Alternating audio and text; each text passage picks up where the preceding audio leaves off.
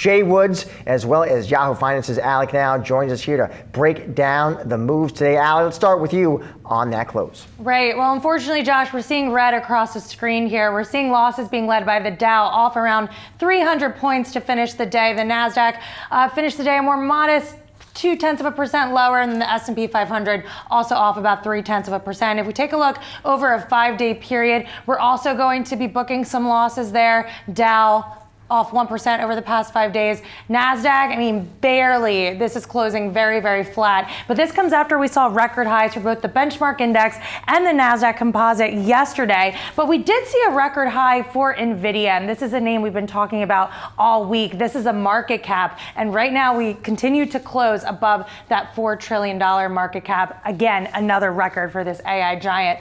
Now, speaking of records, I also want to take a look at Bitcoin, because we are seeing Bitcoin surge over this past week, particularly today. We are trading above $118,000 a coin. We are at these record highs, and that's moving a lot of crypto adjacent and crypto related stocks. So if I flip over to our crypto stock board, you're going to see that, especially over the past 5 days, you're going to see gains for a lot of these big companies. So Coinbase, for example, finishing the 5-day period up around 9% here. Strategy, this is Michael Saylor's company. They hold a lot of Bitcoin on their balance sheet, finishing up the 5-day period at 8% higher, and even Robinhood is up around 4%. So we're continuing to track all of these crypto stocks, and sources that I've been speaking with have said 120,000. That's the next technical level to watch for Bitcoin, and we could see that number sooner rather than later, because there just seems to be so much momentum around this asset. Josh. All right, thank you, Alan. Jay, your thoughts on the close here? Yeah, it was a quiet week. We expected that. We did not have a lot on the earnings front. We did not have a lot to look forward to. So all the headlines that came out of Washington is what got traders anxious. We focused on NVIDIA, $4 trillion mark. So, but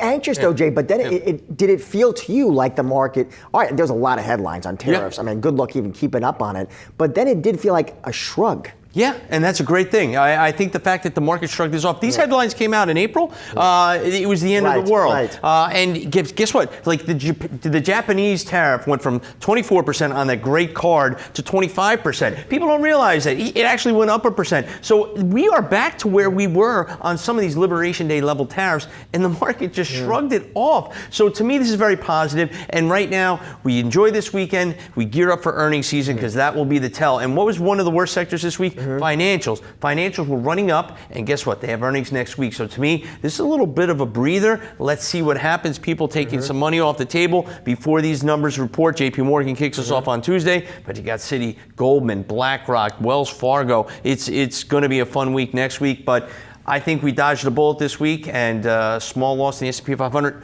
off of record highs, not a bad thing. And we're going to talk with the big banks more with you later, Jay.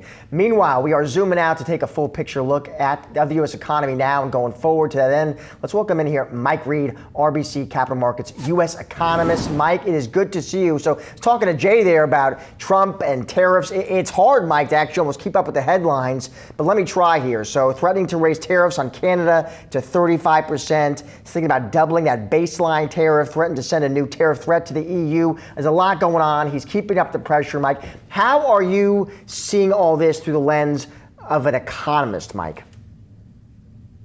Sure. Thanks for having me. And you're absolutely right. There's a lot going on right now. There's a lot to digest. So the way we're thinking about this first in terms of the structural forces that are really driving some of the trends we're seeing in the economy versus those cyclical factors. And by that, I mean, when you think about how the Fed's reacting to the potential increase in prices that is in the pipeline from tariffs, you also have to think about what's going on with the labor market. And there we're seeing a trend that is coming through retirements that's keeping a cap on the unemployment rate. And we saw that unemployment rate tick down to 4.1%. At the same time, we do think there's going to be upward pressure as a result of tariffs. When you look at what happened with the effective tariff rate going from about 2.5%, we now estimate it's around 14% right now. That does mean we will see higher inflation, but it's not going to be immediate. In fact, we think it's going to take a few more months for that inflationary pressure to show up in the CPI data. And when it shows up, Mike, is that one time or is it persistent? Well, there's a few ways to look at it. And, there are already some inflationary pressures at play. When you think about the Section 232 tariffs on things like steel and aluminum, if we see additional Section 232 tariffs implemented, copper is one that's top of mind right now. It could also hit heavy duty trucks, lumber, and semiconductors would be another one. That would be a more persistent effect. When you talk about the tariffs that are being implemented through IEEPA, country-specific tariffs, those are more of a one-time impact. But still there are some lags and some variations in terms of when that shows up, really because of the run-up in inventories that we saw in Q1. When we see that tariff inflation, Mike, I'm curious, are there potential offsets you would look at, particularly with the energy, with WTI here back at 68? Yeah, that certainly helps when you're talking about transport margins. Seeing oil prices move lower, that's something that kind of removed the worry that we did have, just a couple weeks ago. Another thing to keep in mind is when you do have higher prices, if you do see any job losses, something that could counteract higher prices is kind of demand destruction. So that is to say, if consumers aren't showing demand at the same levels they are now, that may mean that producers or other businesses will have to absorb some of those price increases and not pass those on to consumers. Switching gears, Mike, I am just curious, the big, beautiful bill, the tax bill, Mike, how stimulative do you think that could be for the U.S. economy? Well, in our view, it can be very stimulative in the sense that we see it benefiting the upper income households of the U.S. economy. And those are the households that are really doing most of the spending right now. So when you think about things like the SALT cap being raised by $30,000, that's money going into the pockets of high income households, again, which are responsible for roughly half of consumption here in the U.S. Conversely, when you look at some of the cuts, those are backloaded, meaning we're not going to see any impacts from those cuts really until later in 2027 or 2028. So most of the benefits of the bill are going to show up early, whereas the cuts are far off down the line. Final question, Mike, the Fed. Now, we know what Trump wants. He says they're late, right? I think he's made his views on Jay Powell pretty clear at this point, Mike. What do you expect? How many cuts from the Fed this year? We just updated our Fed call. In fact, it's reflective of that dynamic I mentioned earlier, wherein the unemployment rate is just staying really steady here in this 4 to 4.2% range. We see it holding in that range for the next couple months. And while there is some upward pressure, it's just not enough really for the Fed to start cutting by September. We pushed our first cut from the Fed back to their December meeting. That's when we think, some of the job losses could start to show up. We still have 5 additional cuts in 2026. But as we think about some of those dynamics, those structural forces, we think that continues to present a cap on the unemployment rate here. All right. Doesn't sound like something's going to make the president very happy. Mike, great to see you, as always. Thanks for joining us. Thanks for having me. President Trump is pushing through with his tariff agenda, unveiling a new batch of letters to country leaders outlining tariffs on goods imported from their countries beginning in August. For more, let's welcome in Yahoo Finance's senior columnist, Rick Newman, for this week's rendition of Trump-onomics. Rick. Hey, Josh. Well, this week we had the July 9 deadline for something like 90 countries to make 90 trade deals with the United States. Of course, hardly any have done that. So what happened? Well, one thing happened is we got a new deadline, which is August 1st, and Trump has put out some numbers that these countries will face on tariffs on their imports if they, once again, don't come up with a deal. But we also got some surprises that markets were not expecting. We got a 50% tariff threatened on Brazilian imports, and that's for political reasons, not for any economic reasons relating to Bolsonaro, the former president down there who's facing prosecution charges. We got a new threatened 50% tariff on copper, maybe a 200% tariff on pharmaceuticals. And then the tariff on some Canadian imports, which used to be 25%, Trump says that's now going up to 35%. Almost nobody can keep track of all this.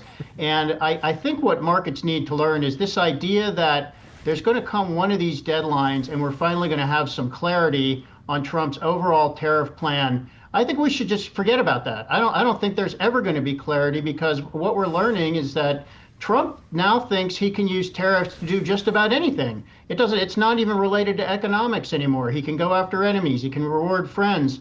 And he can do this on his own without any cabinet secretary having to approve it, without Congress. So we're going to get to this next deadline on August 1st. Maybe some new tariffs actually will go into effect. But I think Trump is going to just keep this confusion going in markets, because he's figured out it's a powerful tool for him. So markets just have to get used to this. I wondered too, Rick, we've been talking, the two of us, about investors are also trying to figure out where all this falls on the value chain. And so I thought it was interesting. You see this Bloomberg headline that Japan's car makers slashing export prices to the U.S. to offset the tariff hit. And I just wonder if maybe what markets are thinking is that, you know what, however this shakes out, it's going to be in some way dispersed and not as material and meaningful. And maybe that's why all week, as you said, even though these headlines, to your point, Rick, I had trouble keeping up with the headlines, right? But the market just shrugged. Well, I did it or didn't it? I mean, we had a nice string of new record highs in the stock market, but that stopped, and we didn't have a huge sell-off when we got these tariff surprises, but markets went sideways. I like to keep reminding people that, okay, we have, the U.S. stock market is up. What is it, up 6% or something like that this year? The U.S. stock market is seriously underperforming foreign stock markets, and the Sell America trade is not over. So we're chugging along here, but we're lagging behind everybody else to some extent. And Josh, I think we are in the process of everybody figuring out where the tariff pain is actually going to land.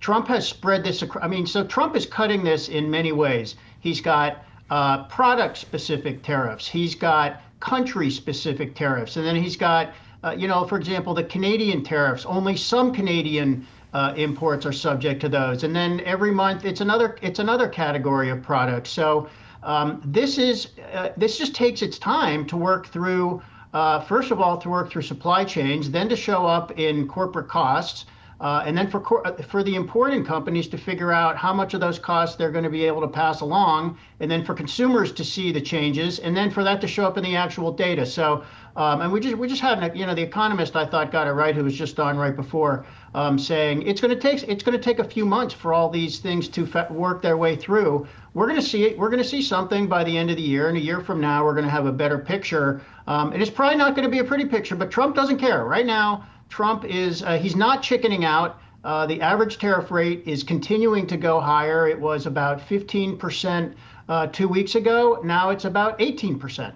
And Trump is going to keep some of those tariffs on, and there are going to be some new ones. So this is all here to stay, including the chaos. No chickening out. Taco trade be damned. Thank you, Rick. Appreciate it. See you, Josh. Well, as nations settle into the reality of tariffs due in President Trump's trade war, a deeply complex issue still stands. What is Trump's true authority to impose rate-ranging duties? To help us dissect the complicated legal matter, we're joined now by senior legal reporter, that would be Alexis Keenan. Alexis. Yeah, hi. So to Rick's point, I think a lot of uncertainty on the horizon. And with the new deadline in place for the tariffs, with the new Supreme Court ruling that's just hot off the presses, and also with two cases set to go to the appeals courts on the tariff issue, on IEEPA, whether the president has authority there, I had the question, well, is any change really in sight? And what does this do to President Trump's and the administration's negotiating power? So trade attorneys that I've spoken with say, no, don't expect the courts to come to any sort of change here because of a number of reasons. On one hand, yes, you have two cases that are quickly getting to the appeals courts, likely someday going to the Supreme Court, but maybe not so soon. And also, secondly, they say that the issue that's being decided, it is so specific, it is so narrow that it's not an issue that's going to broadly decide whether or not President Trump, whether any president has broad authority to impose tariffs under a bunch of different laws. Now, we have a list of a bunch of different alternative laws that a president could use to impose tariffs. Some of these are tried and tested, some of them not tested at all, and certainly some of them not tested in the courts as well. And so there's a lot of question about whether if the IEEPA route for President Trump does not work, let's say it goes all the way up to the Supreme Court and the court says, no, you don't have authority here, well, then can the administration go in and invoke different statute after different statute and just string this out in the courts long, maybe throughout the administration? The attorneys that I've spoken with that are experts on trade and duties here, they say, hey, at least expect the Supreme Court to maybe even take all the way to the end of this year to decide the IEPA matter, because they don't see the Supreme Court expediting this, coming out of their summer recess and dealing with the matter right now. Also, on top of that, you have the fact that these alternative laws, some of them are required investigations. The administration has to undergo an investigation to boost their authority to even invoke it in the first place. So the timeline could get rather stretched here, and the message here is that businesses, that trading partners should not really change their calculus at this point. What about, Alexis, specifically the Supreme Court's decision here, making it harder for challengers to Trump? Yeah, so this recent Supreme Court decision, what it did, it was a completely separate case from the tariffs. It was about birthright citizenship. And what the justices said is that that challengers, that the courts, the lower courts, the district court in this case, cannot issue a pause on an injunction that would apply to an executive order, a policy of the administration. And therefore, there's no ability for challengers to come into court, for plaintiffs to say, I've been injured, and I would like a stop to these tariffs because it's hurting my business, and I would like that to stop until the Supreme Court addresses this issue. Well, now that cannot happen. And so each and every one of these potential alternative routes, alternative laws that the administration could use to try to impose tariffs, each one of those would not be able to be put on pause by a lower court, as far as we understand the Supreme Court's decision at this point. All right, Alexis, thank you so much. Appreciate it. Well, is it time for Apple to move on from Tim Cook? Question that has circling around Wall Street after the iPhone maker announced earlier this month that Sabi Khan, the company's vice president of operations, will take over for Jeff Williams as chief operating officer later this month. Williams had been viewed by many as a potential successor to Tim Cook. Tufts University Fletcher School of Law and Diplomacy adjunct associate professor Gotham McCunda here with me now. Gotham, it is great to see you. So let's start with Apple. Big topic this week, Gotham. We had analysts at Lightshed put out this note asking, is it time for a new CEO at Apple? You, my friend, as a guru on all things C-suite, leadership, management, your answer to that question, Gotham, what do you think? No, it's not. It wasn't that long ago that you could give Tim Cook credit as having created more value as a CEO than any other CEO in history. And we're talking about like 2 to 3 years ago. It's not that long ago. From a customer's perspective, it's not like Apple is falling down on the job. Sales on their products are phenomenal. People like what they're doing. Even if you hear the sort of complaint that Apple's not what it once was, nobody thinks it's anything but pretty great. This seems largely a market thing about the fact that Apple is not taking advantage of the same boom that AI, that price rise up that AI is giving to a lot of the other Magnificent Seven. And look, Apple's acting differently than the other ones. That is true. Like, they're clearly behaving in a different way. You know, historically, when Apple's behaved in a way different than other high-tech companies, that's worked out pretty well for the shareholders. I would not want to pull the trigger quite so quickly that it's going to fail this time. Also, Gotham, just talk to me about, what I come back to is also the skill set. You need to run a multinational giant like this. I mean, Cook, he's got roughly 160,000 employees. He's got literally billions of devices all around the world. To run a giant like this, Gotham, I just think through how much you have to know about product and tech, about operations, about supply chain. You also have to be a diplomat. You have to be the person who can get on the phone with the President of the United States and make your case eloquently and powerfully. How rare is that, Gotham? So, I mean, it's vanishingly rare. Sort of the list of people on Earth who have the experience to do something like this is incredibly small. Almost all of them are the CEOs of other companies who aren't going to Apple. And let's think through the logic here, right? So either you're going to go with an insider or an outsider. If you're going to go with an insider, it's going to be someone who was picked by Cook, who was groomed by Cook, who grew up in this environment. So the odds that he or she is going to do something radically different are really low. If you're going to go with an outsider, then first, since you're going with an outsider, you have essentially no way to guarantee that they have the incredibly rare and diverse set of skills that you just described. So you're taking a very large risk by putting in a leader who you really can't be sure of in sort of the crown jewel of American capitalism. On both sides of that equation, that strikes me as a pretty risky bet to make. Gotham, I also want to get your take. Let's switch gears here. I think I have to ask you about Elon Musk, also making headlines, Gotham, right? As active in politics as ever, saying, listen, he's going to create a new American political party. He certainly has the means to do so. Investors, I think, Tesla investors, Gotham, are left wondering, okay, well, where is my CEO's focus? Where is his attention? Curious to get your take. Yeah, and I mean, no company on earth has as much key man risk as Tesla does, right? To believe in Tesla's current valuation, you have to attribute some enormous amount to Elon Musk magic. You just do, right? I mean, the theory is that somehow self-driving cars are going to generate the returns they have, but they're not the leader in that technology, or autonomous robots are going to do it, but they're not the leader in that technology either. So there has to be some theory by which Elon Musk can do that. And look, after SpaceX, who's going to say that's impossible? But if Elon Musk isn't involved in Tesla, then the value you're attributing to Elon Musk magic has to get much higher, because now you're saying it's like 20% of Elon is going to deliver that. You're stretching the credulity of that story further and further with every beat. And then adding to that, of course, the fact that his other adventures aren't the sort of things that give you confidence in what we're doing at Tesla. If Tesla's valuation is driven by, its ability to do autonomous cars, which is driven by its mastery of AI technologies, and Grok is currently declaring itself to be Mecha Hitler, well, then you got to wonder about the mastery of AI technologies part.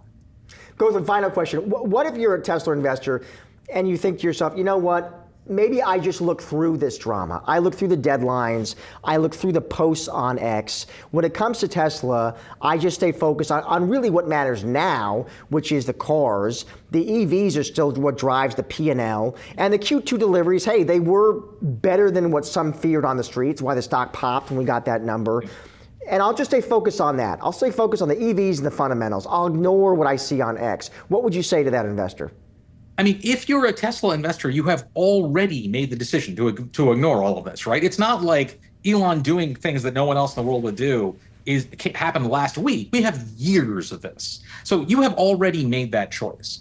And what I would say is, if you're just focused on the cars, what's your theory by which Tesla is going to maintain or increase its dominance of the electric car market when rivals are coming in who are producing cars as good or better as anything Tesla can do? If you've got a theory for that says exactly how they're going to do that, first, you should share that with Tesla, because I'm sure they'd like to know what it is. And second, then you should buy it, because then it makes sense. But I haven't heard anyone propose a plausible version of that story yet. Gotham, always love seeing you, having you on the show. Thank you, sir. Enjoy the weekend. You too.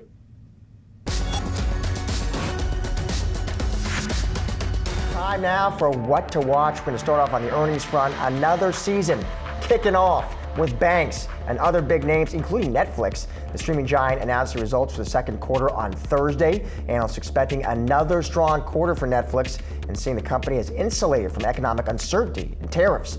Big titles powering the quarter include Squid Games Season 3 and Black Mirror Season 7. In addition, we're going to be getting big bank earnings from all the top names, including JP Morgan, Morgan Stanley, Goldman Sachs, and Citi. Now taking a look at the economy, some fresh inflation data that's coming in on Tuesday with the Consumer Price Index, or CPI. Economists forecasting both total and core CPI to tick up to 0.3%, signaling a reacceleration in inflation as the Fed contemplates its next move with interest rates. And speaking of the Federal Reserve, we're going to be getting a big batch of Fed commentary from multiple Fed officials. This is coming against the backdrop of rising political pressure from President Trump to cut interest rates ahead of the Fed's FOMC meeting in July.